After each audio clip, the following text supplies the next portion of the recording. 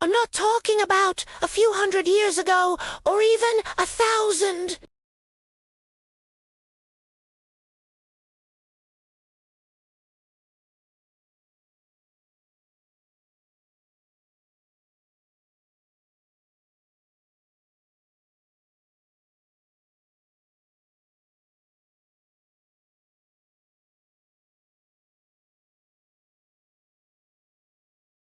So, grab your imaginary stone axe, because we're about to embark on an incredible journey back in time.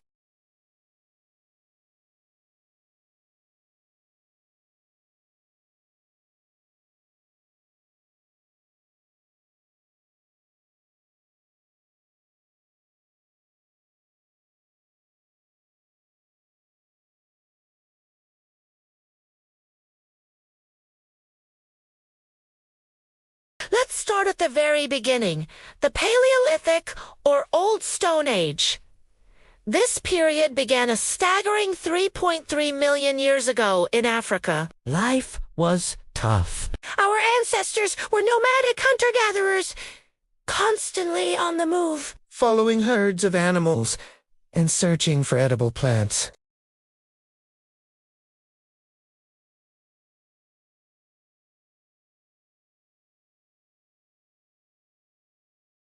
The star of the early Paleolithic was Homo habilis, which means handy man.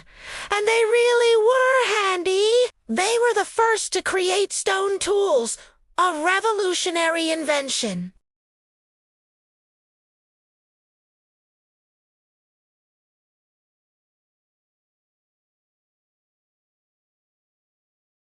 Known as the Old Owen Toolkit, these choppers and flakes were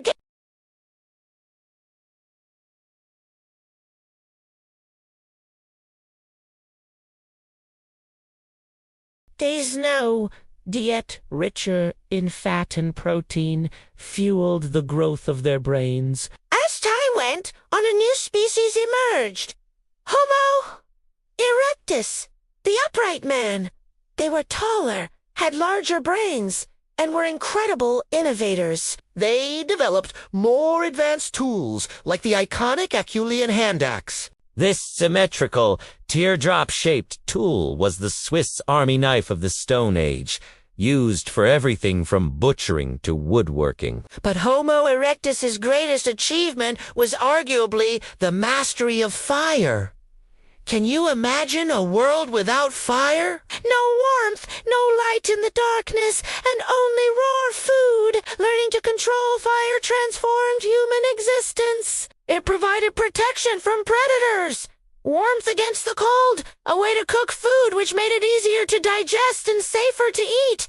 And it became a social hub, a place to gather, share stories, and strengthen community bonds. With these new skills, Homo erectus became the first hominin to venture out of Africa, spreading across Asia and Europe. Next, on the scene were the Neanderthals, or Homo often depicted as brutish cavemen.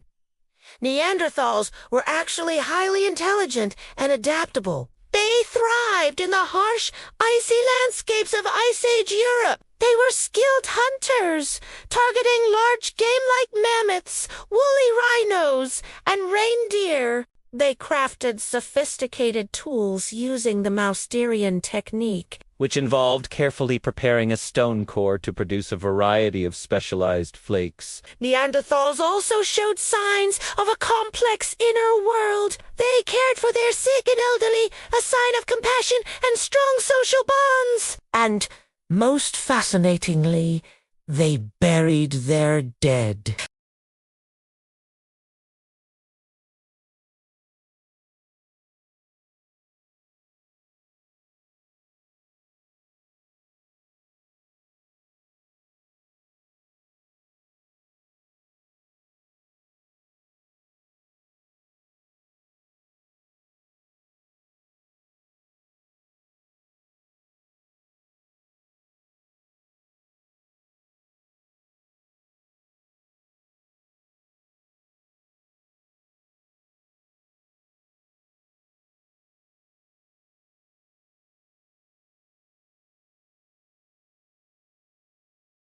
This is when we see the first definitive evidence of art.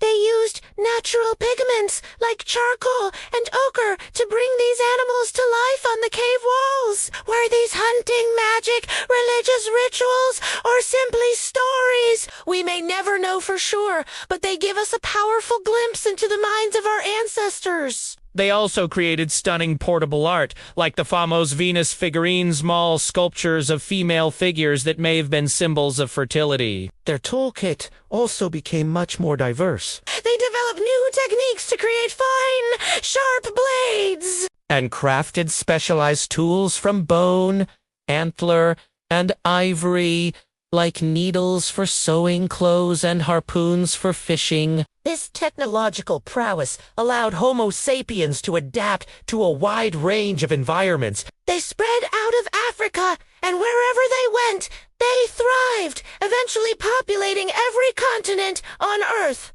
For a time. They coexisted with Neanderthals in Europe, and genetic evidence shows they even interbred. But ultimately, the Neanderthals disappeared around 40,000 years ago, leaving Homo sapiens as the last human species standing. As the last ice age came to an end around 12,000 years ago, the world began to change dramatically.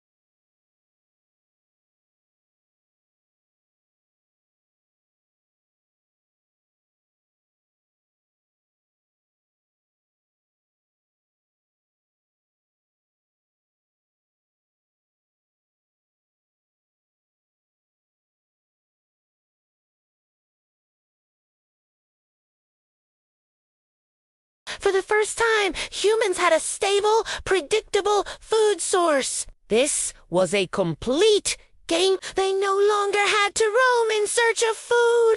They could settle down in one place and build permanent villages. This shift from a nomadic to a settled lifestyle had massive consequences.